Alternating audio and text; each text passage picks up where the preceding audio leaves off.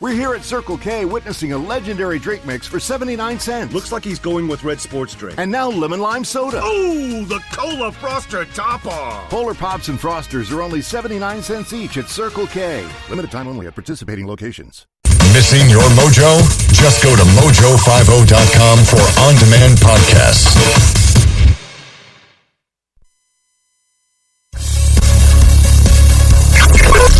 News, politics, entertainment, and more. Welcome to The Informant. Independent talk, pursuing truth, informing everyone. Now, here is The Informant, Eric-Thompson.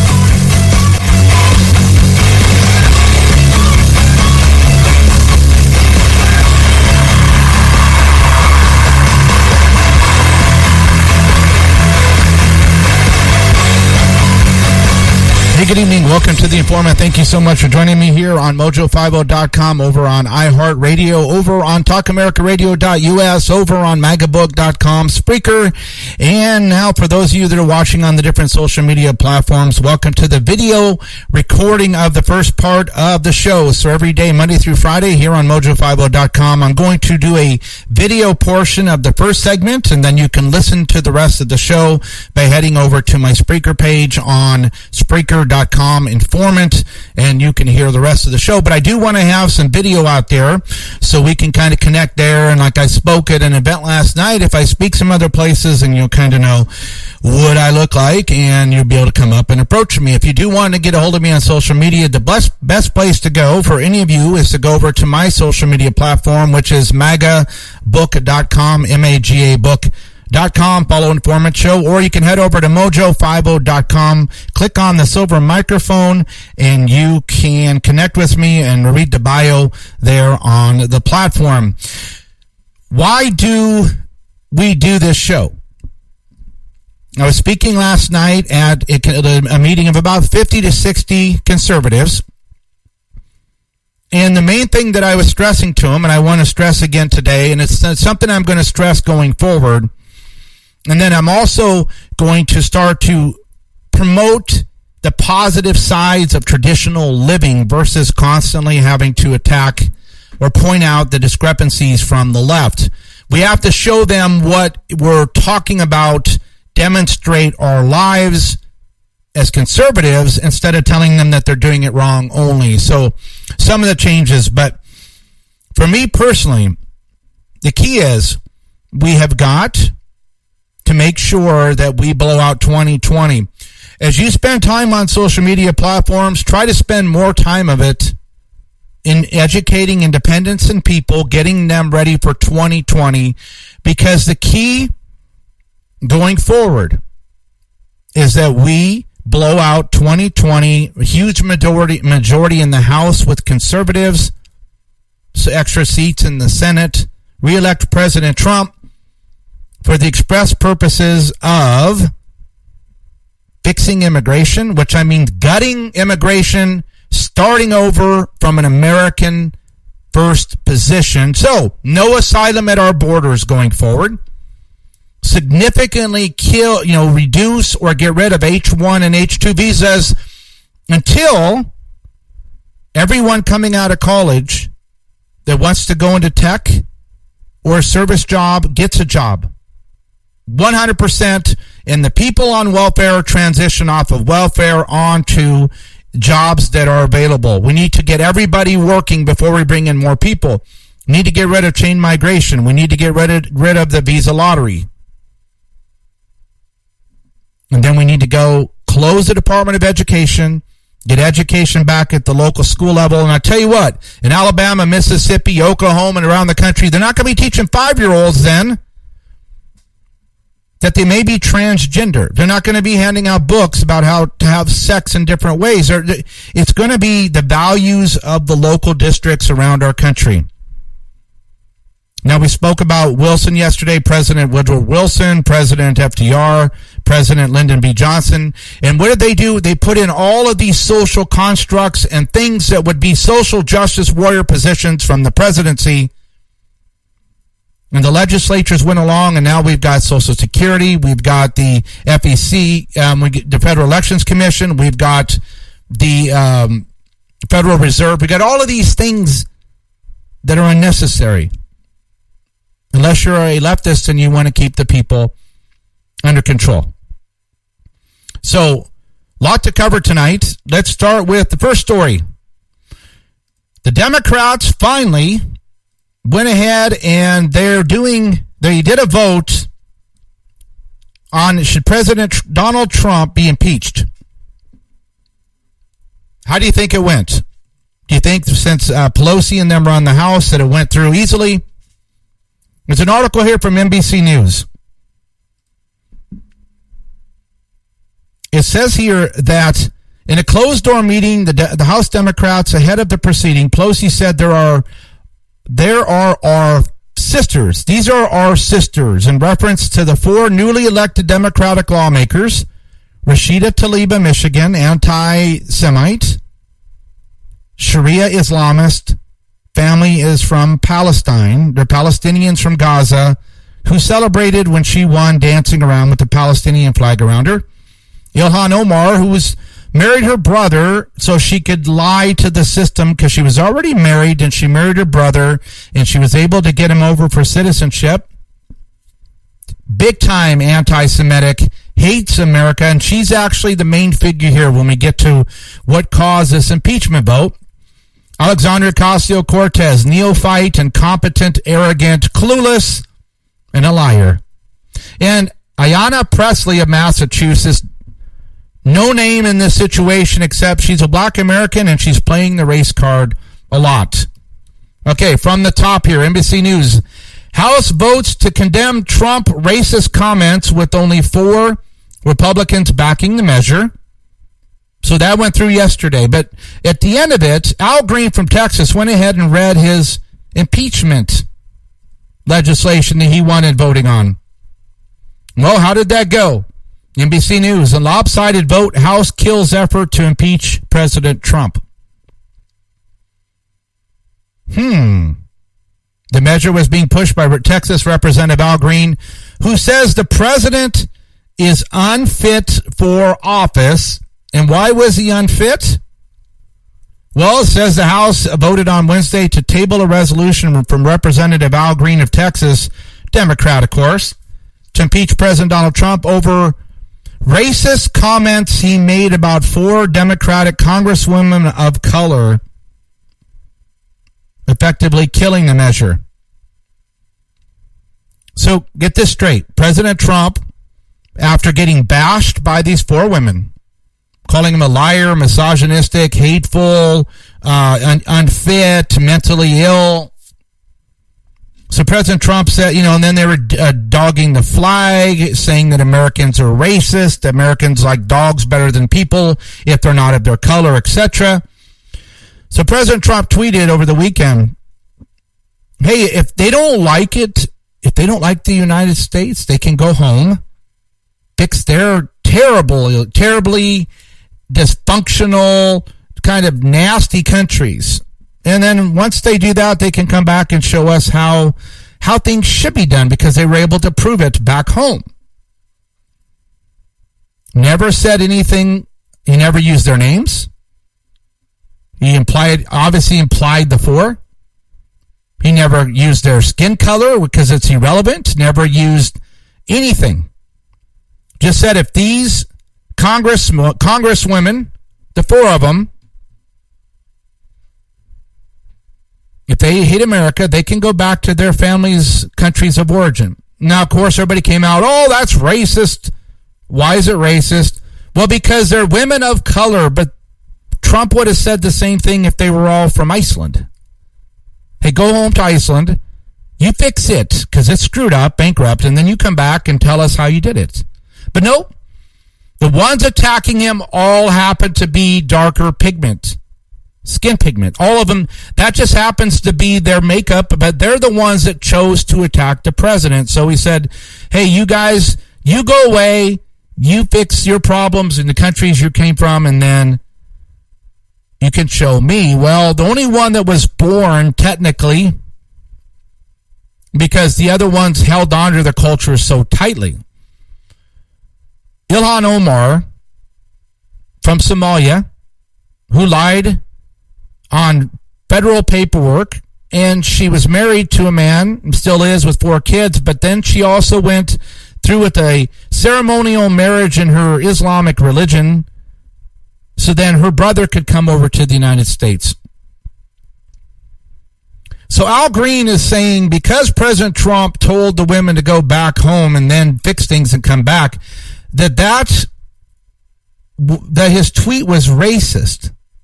The problem is the vote was 332 to 95 against Al Green, even though the Democrats control the House. All Republicans joined with 137 Democrats and the lone independent, Justin Amos, to table the resolution. Judiciary Committee Chairman Gerald Nadler, Democrat, New York, voted against killing the resolution, which a spokesperson said because Nadler believed the House should first have sent it to his committee for consideration. Pelosi, Democrat, California, said Wednesday morning she does not support the resolution either. President Trump tweeted the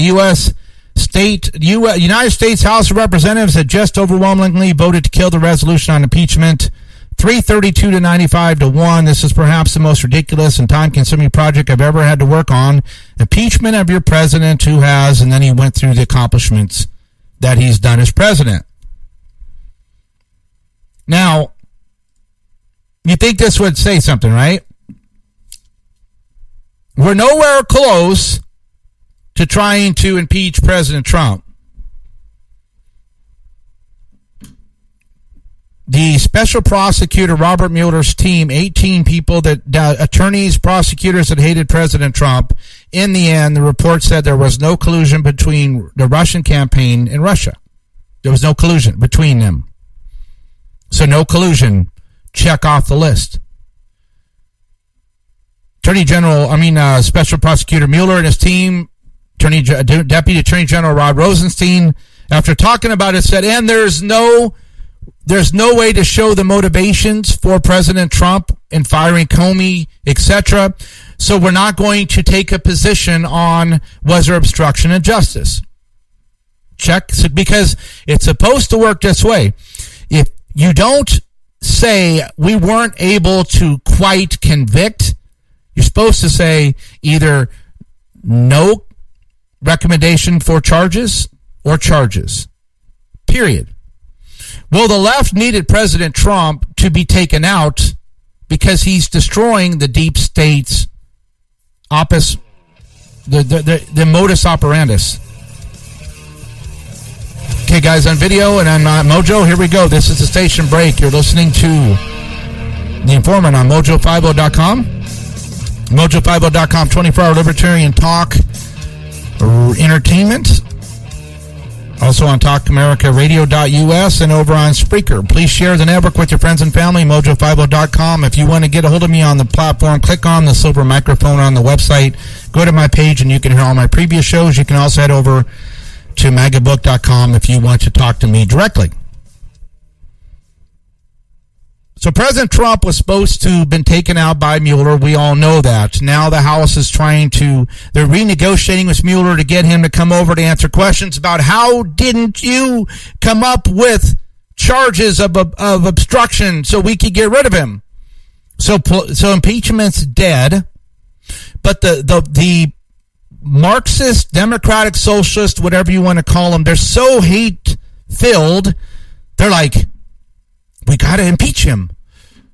He said something that dealt with women of color, so we're going to now try to impeach him for his tweet. That is by no means even close to the realm of reality on justification for asking for the forced removal of a duly elected president of the United States. That's why Pelosi and them are like, oh, Green, why did you do this? We already told you we didn't have anything to impeach the president on. But they went ahead and embarrassed themselves. Just like they're embarrassing themselves by having those 4 women being the new faces of the Democratic Party. President Trump has been calling out these women because he would love to have Ocasio-Cortez and Ilhan Omar and Rashida Tlaib, especially those 3, be the new spokeswomen for the party because they are far leftist, anti-Semitic, anti-American, anti-traditional America whack jobs. So it would be great to have them represent the party. And that's why he's doing it, and that's what makes him so angry, because they want to fight back, but they can't. Well, after this lopsided failed attempt took place, the House then held another vote. Now, they're upset because they, even though there's executive privilege where Attorney General Barr and Commerce Chief Ross met with and notes were taken under executive privilege when they were meeting with the president, the House wanted to force them to come and to testify. Why did you guys try to add the immigration status question back into the census? They didn't go because President Trump is the executive, say I'm exerting executive privilege and you're not allowed to go. Well, the House voted Wednesday to hold Attorney General William Barr and Commerce Secretary Wilbur Ross in criminal contempt of Congress for obstructing a probe into the administration's failed bid to add a citizenship question to the 2020 census. The contempt resolution passed by a 230 to 198 vote. It passed along party lines. No Republicans voted in favor. Representative Justin Amash of Michigan, now an independent after leaving the GOP, voted in favor of the move. 4 Democrats voted against it.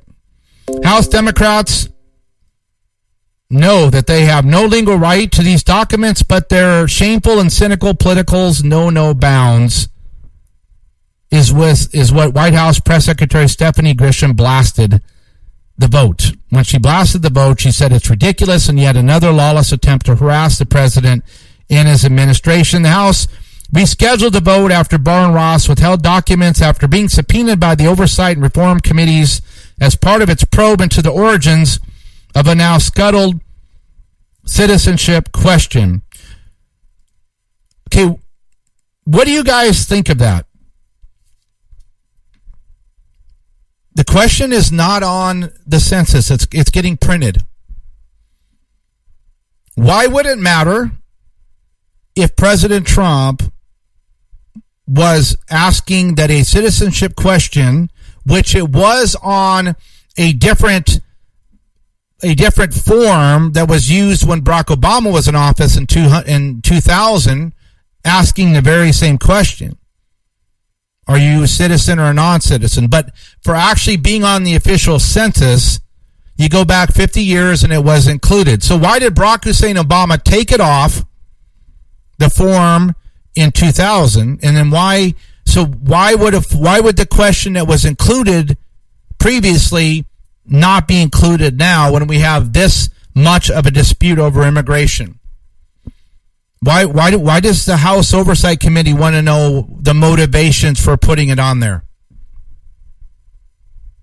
It wouldn't make it illegal regardless of the reason. It wouldn't be illegal. But it would be a little bit of fuel to try to spark the fire again, to try to give them some momentum because they don't have any. If Ocasio-Cortez and Ilhan Omar and Rashida Tlaib and the other one from Massachusetts, if that's your news, that they're incompetent, stupid, saying stupid, hateful statements, and now President Trump has got them elevated. So this was another attempt to try to get the focus back on President Trump.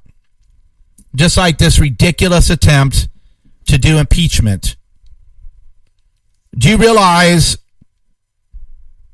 presidents don't get impeached? Bill Clinton was not impeached, even though he was caught lying. And everybody knew he was lying, and he was caught under oath. But yeah, President Trump, because of a tweet, well, that would be justification. Yeah, that would make sense. That would be a good time to go ahead and do an impeachment. Now, this story popped up, and I wanted to cover it. This is from the Daily Mail UK. U.S. official claims Mexican soldiers made an incursion onto American soil and got into a scuffle with a Border Patrol agent near El Paso. And this is in the United States, not in Mexico. What do you think of when you think that Mexican military are coming into our country and then challenging and now getting in a fight with one of our Border Patrol agents in our country? Does that make you feel like picking up arms and sending our military in and kicking the Hades out of them? Well, here's the article. Border Patrol Council President Brandon Judge said the incident occurred Tuesday. He said several Mexican military personnel crossed into the United States near El Paso. They fled back to Mexico after a minor scuffle with the Border Patrol agent. Follows a similar incursion by armed Mexican soldiers into Texas in April. Mexican military personnel have made incursion into U.S. territory, according to the American Border Patrol official. Multiple members of the Mexican military crossed into the U.S. in the El Paso sector of western Texas around 6:15 p.m. on Tuesday, said National Border Patrol Agent Counsel Brandon Judd. Quote, we have several Mexican military personnel cross the Rio Grande River and come up to our fence, which is about 200 yards north into the United States, Judd said. He said that Border Patrol agents responded and that most of the Mexican soldiers scattered and fled back across the border. One Mexican soldier did not make it back. He was confronted by the Border Patrol agent. He said there was a minor scuffle, after which the Mexican soldier fled back across the border into Mexico. Judge said he did not believe the Mexican soldiers were armed and speculated they might have just been looking around. Why would Mexican soldiers, why would they be looking around inside the United States? Could they be possibly working with the cartels? Hey man, we looked over the fence and this is where they're at and this is where you could come across and this is the time of day. What is the remedy for something like this? Well, they didn't have guns, and so nothing's really hurt. You know, they were just kind of breaking the law in our country as representatives of the Mexican government for the second time in 3 months. What should be done? I'm going to say I'm kind of extreme when it comes to the border issue. And this is what I think needs to happen. This isn't going to happen. This is what I think needs to happen. I would recall 20, 30, 40,000 troops from overseas, Marines, Army, Special Forces. I would put them 200 yards inside Mexico. And nobody's coming in. Nobody makes it to the border. Nobody can ask for asylum. Nobody can sneak in. Border secure. Oh, that's just wrong. That's against international law. You would be invading Mexico. No, I would tell Mexico, your military guys are coming into our country now. You have drugs streaming across our country still. You have people coming in from Africa, India, and other countries still, and people getting to the border asking for asylum, which we have nowhere to put them. So we're just going to come into your country, 2 football fields, set up our new line in conjunction with you, Mexico. We're not invading. You're going to give us permission. We're doing military exercises just to kind of deal with border security, and nobody can make it to our border. That's the end of asylum until we win the House in 2020 and we rewrite the immigration laws. That's what I would do. In Mexico, would it be okay if we practiced military exercise with border security for our country, and we're only going to be a couple hundred yards into your country? As soon as the laws are passed, then we will leave. So, hey, we're coming to the break. Thank you for watching the first part of the show here on video. please head over to mojo50.com, Informant, to listen to the rest of the show, or over on Spreaker.com and go to Informant, hear the rest of the show, or magabook.com. Take care. For those of you on radio, I'll be right back.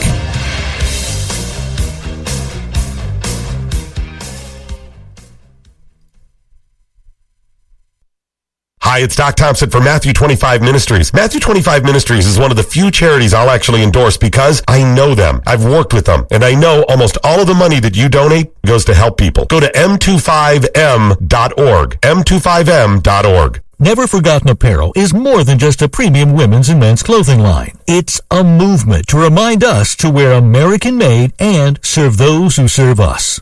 Our heroes. Never Forgotten Apparel gives 20% of their total sales to nonprofits that support homeless veterans and off-duty firefighters, and 50% to individual veterans and firefighters in need nationwide. Check out neverforgottenapparel.com. Use promo code MATT, M-A-T-T, and get 15% off your purchase. Hi, this is Lee Colan with your Leadership Matters Minute.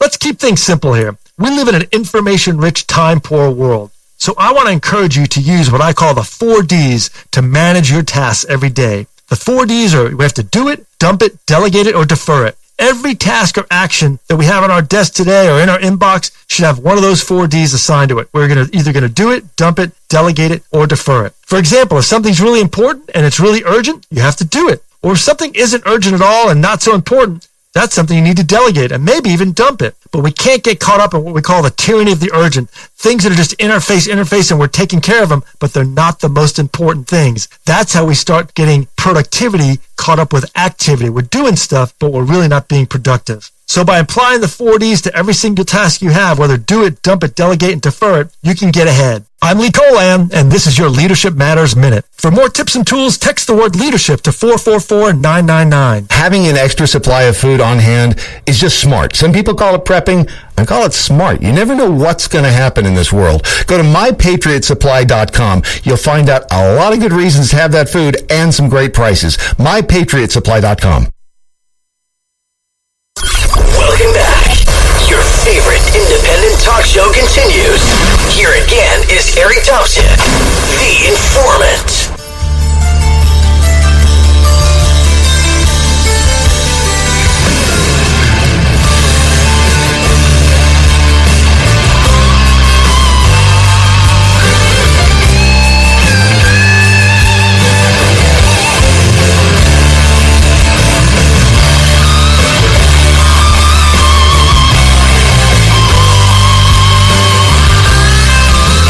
Thank you for staying with me during the break. Welcome back to The Informant. My name is Eric Thompson here on mojo50.com and over on iHeartRadio and Spreaker.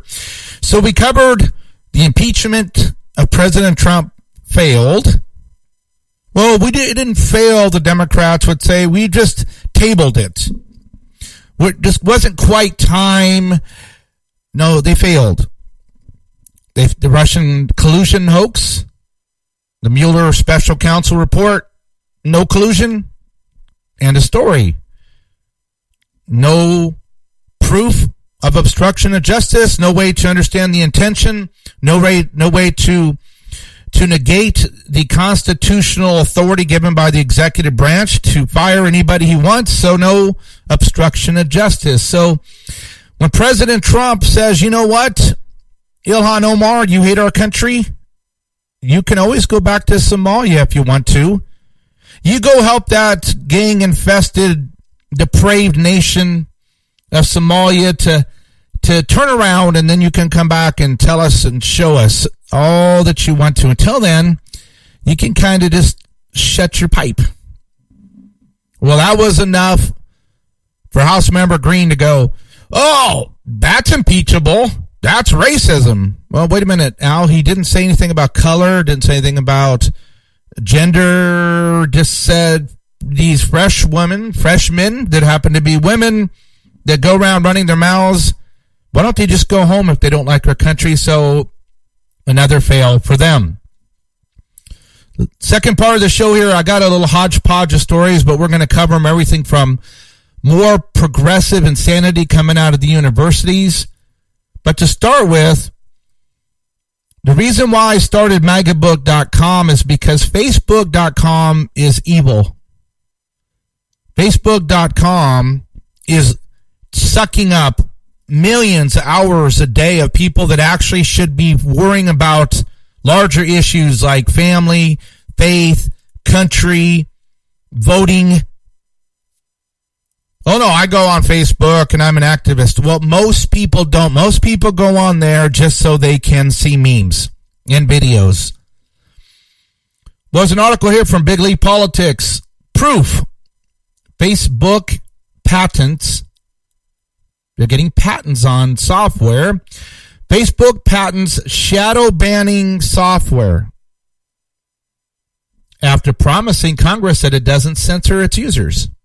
Facebook was granted a patent that can only be described as shadow banning software from Tom Rappert. Facebook was recently granted a patent for shadow banning software they originally asked for a patent on in 2015, despite publicly promising Congress they do not censor conservatives or Christians. AOC lies all the time. Ilhan Omar married her brother, which is illegal in America, and then lied on the documentations, and she still won't face up to it. Facebook's been like, no, Congress, you don't have to overregulate us because we're not censoring people. We're not censoring Christians and conservatives. But this article continues, only months after publicly promising Congress that it does not shadow ban or otherwise censor conservatives or Christians, Facebook was granted a patent for software that can only be described as shadow banning software. It will allow the big tech company to prevent content from being viewed by the majority of users on the website while doing nothing to tip off the person posting that the content they're posting that its reach has been dwarfed. From the United States Patent Office. Users of social networking system are provided with user interface elements permitting the user to post comments on pages within social networking systems. Pages may be provided for a non-user entity, including, for example, pages for businesses, products, concepts, etc.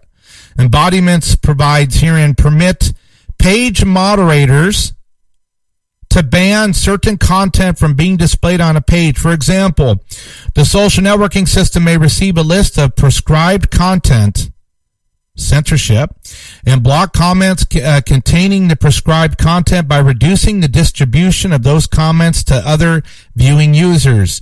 However, the social networking system may display the blocked content to the commenting user such that the commenting user is not made aware that his or her comment was blocked, thereby providing fewer incentives to the commenting user to spam the page or attempt to circumvent the social networking system filters. In short, if Facebook wants someone to think they are posting normally while they're actually posting in a quarantine environment, they now have a patent to do so. This is a phenomenon that has been regularly reported by conservatives, including Big League Politics, which has seen a greatly diminished presence on Facebook after breaking major stories over the last year. Facebook CEO Mark Zuckerberg, who controls 60% of the company, is essentially immune to criticism from other investors or his board due to his ownership position, told Ted Cruz that this does not happen. Last year he said that. Cruz asked Zuckerberg about the pervasive pattern of bias and political censorship that Facebook and other tech companies engage in as a matter of corporate policy. Cruz continued, in May of 2016, Gizmodo reported that Facebook had purposely and routinely suppressed conservative stories from trending news, including stories about CPAC, including stories about Mitt Romney, including stories about Lois Lerner IRS scandal, including stories about Glenn Beck. In addition to that, Facebook has initially shut down the Chick-fil-A Appreciation Day page, has blocked a post of a Fox News reporter, has blocked over 24 Catholic pages, and more recently blocked Trump supporters' Diamond and Silk's page with 1.2 million Facebook followers after determining their content brand was unsafe to the community. Zuckerberg replied, "We don't have any bias in the work. but noted that a lack of political objectivity at the company, quote, is a fair concern that people would at least wonder about. We do not have any bias in the work that we do. Huh? Let's see. All those people got suppressed, all conservatives. And now the software is going to be used to not tell you if you post on Facebook that your message is not going to be reached, because that's what Twitter does to me and has done for years. I'll post to 120,000 people that could possibly see my tweets and nobody replies. Not one. I have to go and engage and troll people just to get my ideas out. And that's why we started Megabook. We don't do any of what Facebook's doing. None. So if you're on Facebook, I've been telling people for years, get by November. My guess, by November of this year, you're maybe all of the conservatives, because there's going to be a list determined and provided to the censors of what content should not be allowed to be distributed wide across and should be shadow banned. Now here's another article from Big League Politics. Remember, we've been talking about how President Trump, and there was a poll out a couple days ago about how unpopular AOC and Ilhan Omar are. Well, there's a new poll that came out that shows AOC's damage to the Democrats proves that President Trump's tweets are genius. Alexandria Ocasio-Cortez's policies are, quote, toxic, unquote, to the Democratic Party. That's why President Trump is insulting her and Ilhan Omar and Rashida Tlaib, because he wants them to talk a lot because their policies are very unpopular. A new poll reveals freshman Representative Alexandria Ocasio-Cortez is destroying the image of the Democratic Party. Thank you, AOC. Keep on talking, AOC. Proving that President Donald Trump's tweets calling out Ocasio-Cortez and her cohorts were brilliant. President Trump was roundly derided by globalists and media figures from both sides of the aisle for calling out Representative Ilhan Omar, Democrat, Minnesota, Representative Rashida Tlaib, Democrat, Minneapolis, and Representative Alexandria Ocasio-Cortez, Democrat, New York, via Twitter. Though his genius is proven by a poll released by Axios revealing Ocasio-Cortez's divisive rhetoric and brainless commentary is destroying the Democrats' image. Axios reported that, quote, Democrats are sounding the alarm that swing voters know and dislike socialism, warning it could cost them the House and the presidency, unquote.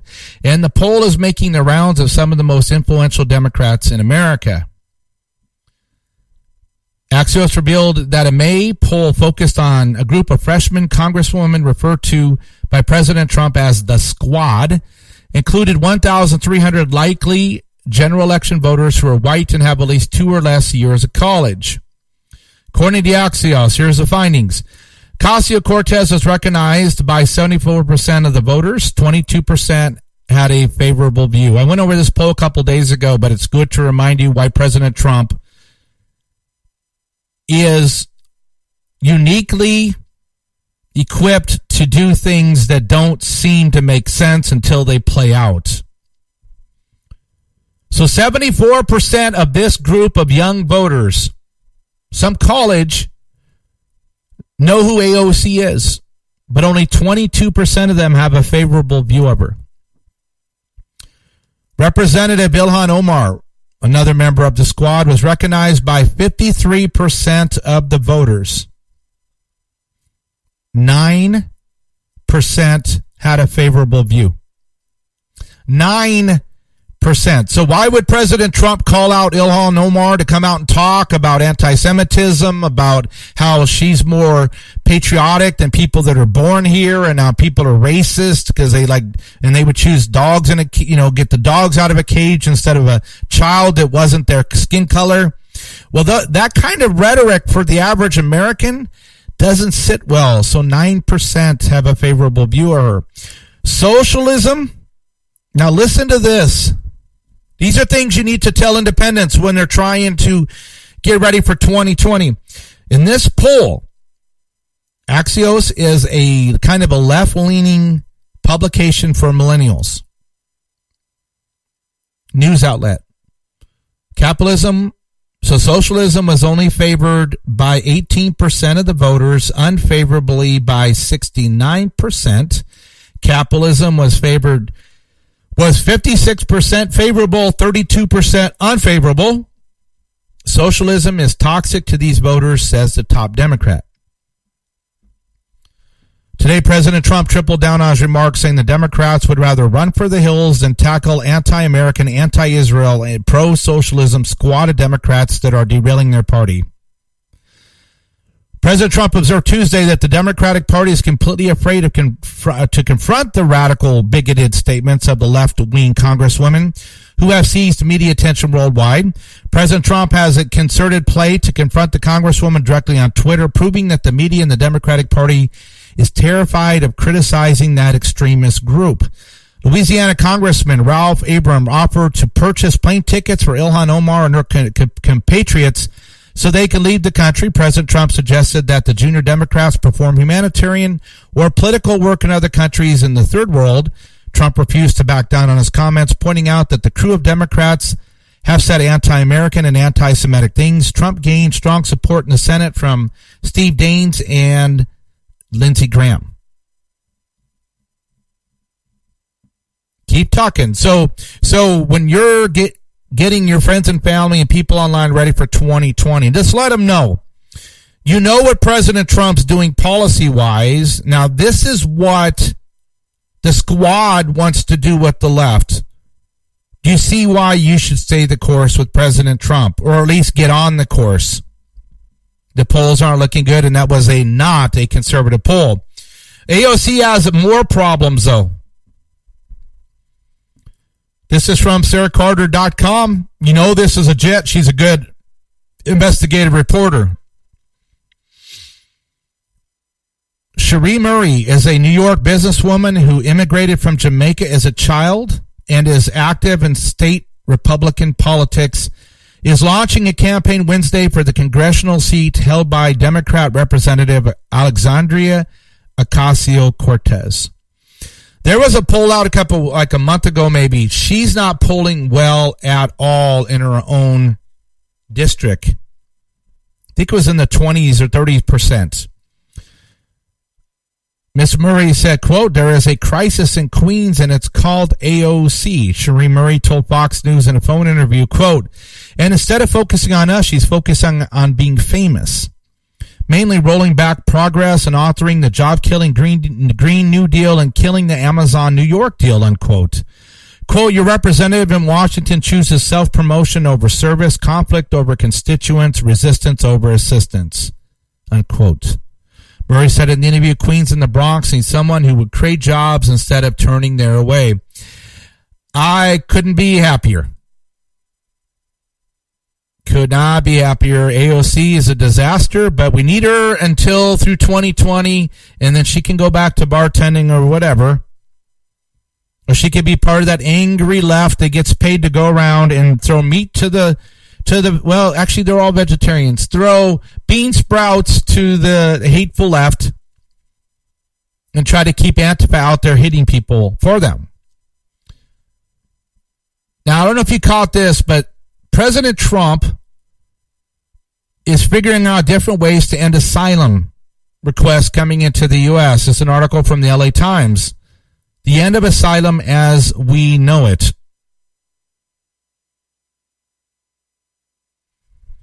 The Trump administration looks to nearly wipe out the previous asylum laws starting today, but legal challenges are expected. So here's what President Trump did. He said, you know what?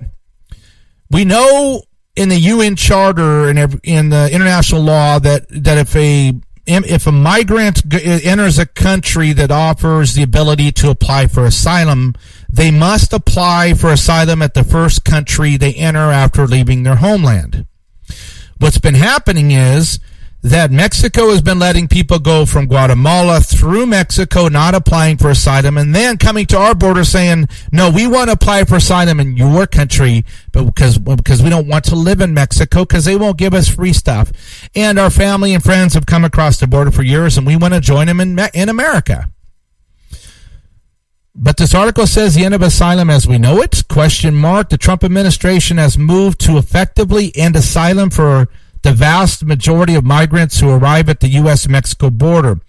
Set to take effect today, which would be, yesterday, the new rule would bar asylum claims from anyone who passes through another country en route to the U.S., which essentially would cover anyone other than Mexican residents who make up a small fraction of the asylum applicants. No, they just run across the border illegally.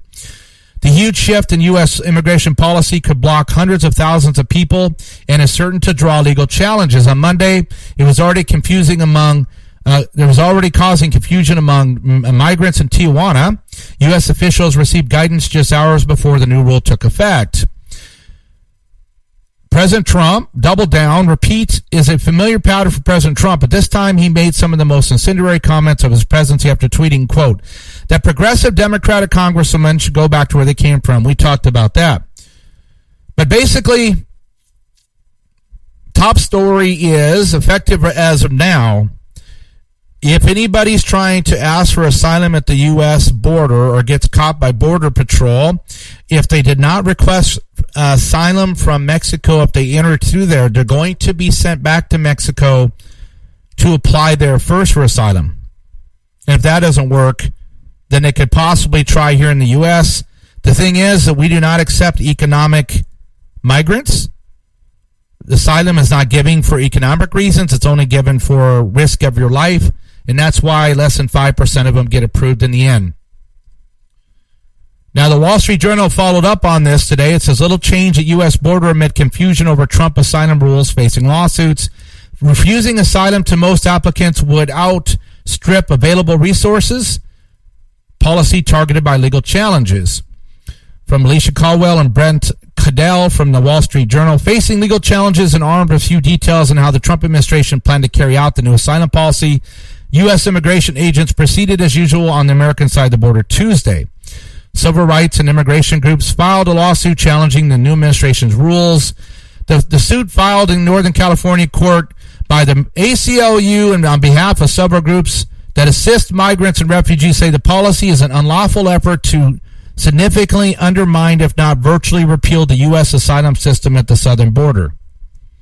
In addition, two nonprofit groups, Capital Area Immigrants Right Coalition, Refugee and Immigrant Center for Education Legal Services, filed a suit in federal court in D.C. seeking an injunction against Trump administration's new rule.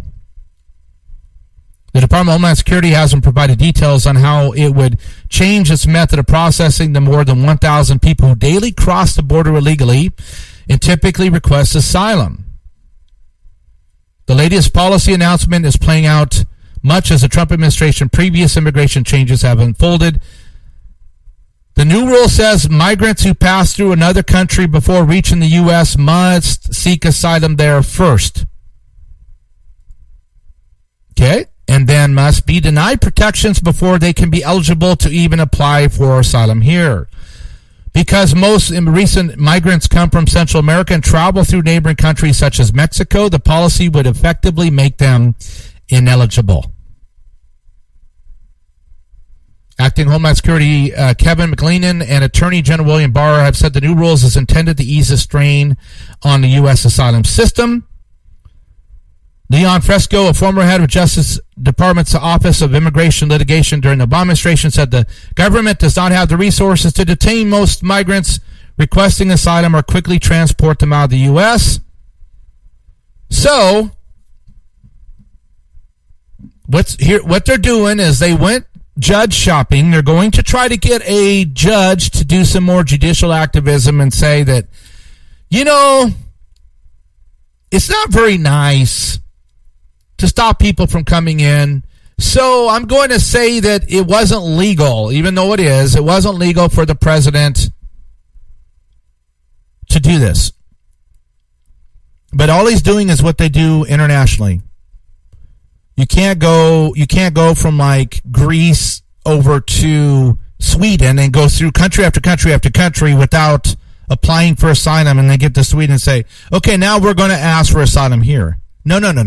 You're going to get your butt all the way back there, and you're going to apply at the first country that you decided to go into. It's logical, right? If there's a legitimate country that's considered a safe country that is between your country and us, why shouldn't you ask for asylum in that country? But the globalists don't want people stopping in Mexico. They need them here to dilute our population, to stop the continuity, to make sure that we're not unified around faith, family, and country. And that's why we'll see if the judges are going to stay out of the way this time, or if they're going to say, I'm going to, as a federal judge, override the executive branch and the Justice Department, and I'm going to freeze it until it can be litigated. That's why 2020 is crucial. Make sure you're registered to vote today or on the list, and make sure your friends and family. We need to start counting who's going to vote now. Now is the time for November 2020, not later. Now, here in my dysfunctional state, California had some Breitbart, Chris Kobach. California gives illegal aliens free health care in violation of federal law. On Tuesday, California Governor Gavin Newsom signed a bill making free health care available to illegal aliens. California is the first state to do so, reflecting a similar eagerness among Democrat presidential contenders to do the same at the federal level. Never mind that the same Democrats support Obamacare, which imposes heavy tax penalties on U.S. citizens who do not purchase their own increasingly expensive health care. In the political calculus of the left, the economic needs of U.S. citizens count for less than the economic needs of illegal aliens. The cost of providing these benefits to illegal aliens will be a massive $98 million. Oh! No. It's not going to be $98 million. It'll be $200 or $300 million or more. It's a good thing that California doesn't have any needy citizens who might need benefits from those resources. Wrong. And, of course, California taxpayers will have to pay the bill. California already has the highest marginal tax rate in the nation of 13.3%. Citizens have been leaving California for more favorable tax states like Texas for years. Maybe that's why California politicians don't want the 2020 census to ask who's actually a citizen. But it's not only bad economics, it's also illegal under federal law. In 1996, Congress passed and President Bill Clinton signed a major welfare reform act. A crucial section of the law was inserted by the Republican Congress. It prohibits states from giving public benefits to illegal aliens. It remains in federal law today, 8 U.S. Code 1621. It's an illegal alien is not eligible for any state or local public benefits. Yet they do it. It's not surprising that Governor Newsom would violate federal law without hesitation. He did the same thing when he was mayor of San Francisco, maintaining and defending San Francisco's sanctuary ordinance, which violates 8 U.S. Code 1373. If the Trump Department of Justice wants to go on the offensive against states that directly violate federal law, California's new law would be a good one to challenge. Even in left-leaning Ninth Circuit judges would find it difficult to come up with a reason to sustain the law when it's so directly preempted by federal statute. In addition, Congress needs to revisit the 1996 law and put some teeth back into it. But just like California doesn't care about breaking the law, listen to the colleges that the kids that the Marxists are pouring out. I talked about this last night at my speech. Colorado State University, moving forward, is going to avoid using Americans or America. That's on a list of words to avoid. Americans or America. The university's inclusive language guide also claims that handicap parking, male and female, should be avoided along with any other common words or phrases. So America and Americans are non-inclusive words that need to be avoided. Well, UT Austin, Texas is going to give free tuition to low-income students and illegal aliens. The University of Texas at Austin will raise the threshold for household income that will afford a student free tuition from $30,000 to $65,000 a year. University of Texas Austin is giving out free tuition, but only to students whose families make less than $65,000 a year, including non-citizens, illegal aliens. What kind of caca is that? It's against the law. U.S. Code. You cannot aid and abet an illegal alien. Hey, thank you so much for joining me. My name is Eric Thompson. This is The Informant. I'll be back tomorrow. You have a great day.